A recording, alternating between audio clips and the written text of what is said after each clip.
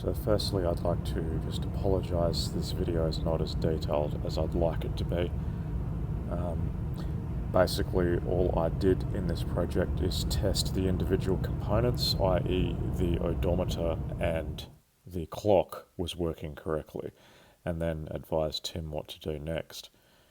So this is what the odometer motor looks like with the replacement gears that you can purchase from AliExpress. You'll notice they're actually made of brass, and it is a planetary gear set. They're much, much better than the plastic originals that actually turn into mush. This white plastic piece is reused from your original motor, but once you fit these gears, you'll never be inside this motor again, in my opinion anyway. And I'm just going to show you now that the odometer did in fact test perfectly fine on the bench with my signal generator. And the other thing with this instrument cluster, the clock was doing nothing as well.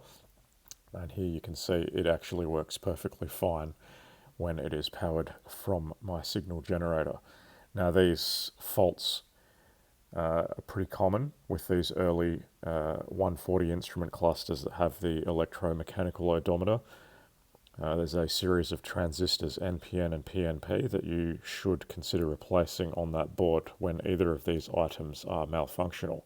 The other two issues this thing had was a few bad solder joints around the voltage regulator and a couple of exploded capacitors. This in reality is just wear and tear on 30-plus-year-old electronics, and to be expected. Fortunately, the entire repair cost under $10. And you can see this is what the instrument cluster looks like at Tim's house when the rear is removed. And I'll show you shortly the transistors in question where he started to replace them. You can see the replacement in process here.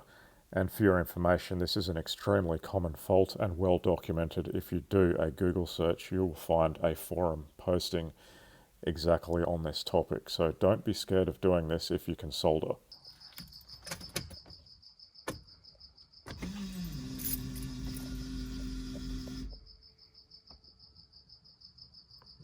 I also LED backlit his temperature gauge. And my oh my, doesn't that look fantastic now.